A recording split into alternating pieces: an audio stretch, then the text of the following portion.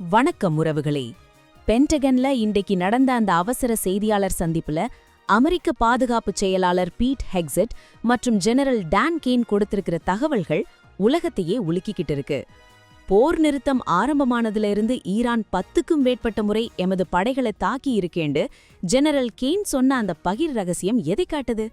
இவ்வளவு தாக்குதல் நடந்தும் போர் நிறுத்தம் இன்னும் முடியலேண்டு ஹெக்ஸெட் ஏன் பிடிவாதமா சொல்றார்? நாங்கள் லாக்டவுன் லோடடாக தயாராயிருக்கிறோம் என்று அமெரிக்கா விடுத்திருக்கிற அந்த மரண எச்சரிக்கை ஒரு புதிய உலக போருக்கு வழிவகுக்குமா?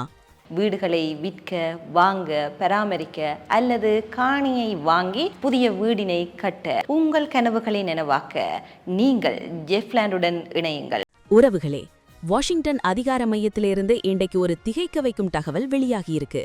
அமெரிக்க பாதுகாப்பு செயலாளர் பீட் ஹெக்ஸெட் மற்றும் முப்படைகளின் தலைமை தளபதி ஜெனரல் டான் கேன் இன்றைக்கு பென்டகன்ல ஒரு அவசர செய்தியாளர் சந்திப்பை நடத்தியிருக்காங்க. கடந்த ஒரு மாசமா இருந்த அந்த போர் நிறுத்தம் இப்போ ஊசலாடிக்கிட்டு இருக்கிற நிலையில ஈரான் செஞ்ச அந்த நடுக்கமுறை செய்யும் காரியங்களை அவங்க இப்போ அம்பலப்படுத்தியிருக்காங்க. உறவுகளே, இஞ்ச கவனிங்கோ, இதுல ஒரு முக்கியமான ராணுவ மர்மம் ஒழிஞ்சிருக்கு. போர் நிறுத்தம் அமலுக்கு வந்ததுல இருந்து ஈரான் 10க்கும் மேற்பட்ட முறை அமெரிக்க படைகள் மேல தாக்குதல் நடத்தியிருக்குன்னு ஜெனரல் டான் கேன் இன்றைக்கு பகிர் கிளப்பியிருக்கார். அது மட்டுமில்லாம வணிக கப்பல்கள் மேல 9 முறை ஈரான் சுட்டிருக்கு, 2 கொள்கலன் கப்பல்களை பிடிச்சு வச்சிருக்குன்னு அவர் ஒரு திகைக்க வைக்கும் பட்டியலை வாசிச்சிருக்கார்.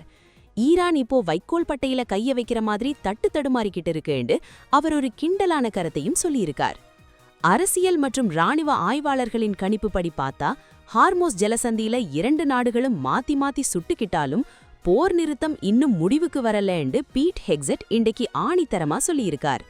ஜலசந்தியில ஈரானோட 6 சிறிய படைகளை அமெரிக்கா அழிச்சது உண்மையானாலும் அது ப்ராஜெக்ட் ஃப்ரீடம் என்ற தனித்துவமான ஒரு மனிதாபிமான நடவடிக்கைதான் என்று அவர் ஒரு புதிய விளக்கத்தை கொடுத்திருக்கார். இது தற்காலிகமானது, தற்காப்புக்காக செய்யப்படுற ஒன்று என்றதுதான் இன்றைய திக் திக் செய்தி. உறவுகளே, இதுல இருக்கிற ஆகப்பெரிய சட்டமர்மம் என்னவெண்டா, அமெரிக்க சட்டப்படி 60 நாளைக்கு மேல நாடாளுமன்ற அனுமதி இல்லாம போர் செய்ய முடியாது. ஆனா ஹெக்ஸெட் என்ன சொல்றாருண்டா, போர் நிறுத்தம் அமுல்ல இருக்கிறதால அந்த கடிகாரம் இப்போ நின்றிருக்கு என்று ஒரு பகிர் விளக்கத்தை கொடுத்திருக்கார். ஈரான் எமது நிபந்தனைகளை ஏற்றுக்காட்டி போரை தொடங்க அமெரிக்கா இப்போ லாக்ட், லோடட் மற்றும் தயார் நிலையில இருக்கு என்று அவர் விடுத்திருக்கிற மரண எச்சரிக்கை வளைகுடா போர்க்களத்தை இப்போ ஒரு பிரம்மாண்டமான எரிமலையா மாத்தியிருக்கு. உறவுகளே, 10 முறை தாக்குதல்கள் நடந்தும் போர் நிறுத்தம் இன்னும் முடிவுக்கு வரவில்லை என்று பென்டகன் கூறுவதை நீங்கள் எப்படி பார்க்கிறீர்கள்? இது ஈரானுக்கு அமெரிக்கா கொடுக்கும் ஒரு இறுதி வாய்ப்பா அல்லது அமெரிக்காவின் பலவீனமா? உங்களது ஆழமான அரசியல் கணிப்பம் மறக்காமல் கீழே காமெண்ட்ல சொல்லுங்க. வாஷிங்டன் மற்றும் தெஹ்ரான் போர்க்களத்தில இருந்து வர ஒவ்வொரு அதிரடி மாற்றங்களையும் நாங்க உடனுக்குடன் உங்களுக்கு தருவோம்.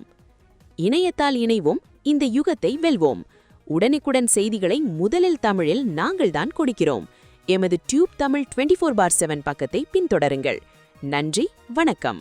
வீடுகளை விற்க, வாங்க, பராமரிக்க அல்லது காணியை வாங்கி புதிய வீடினை கட்ட எங்களோடு நீங்கள் இணையுங்கள். பல வீடுகளை விற்ற அனுபவத்துடன் தரமான சேவையினை நாங்கள் வழங்கிக் கொண்டிருக்கின்றோம். உங்கள் கனவுகளை நனவாக்க நீங்கள் ஜெஃப்லாண்டுடன் இணையுங்கள்.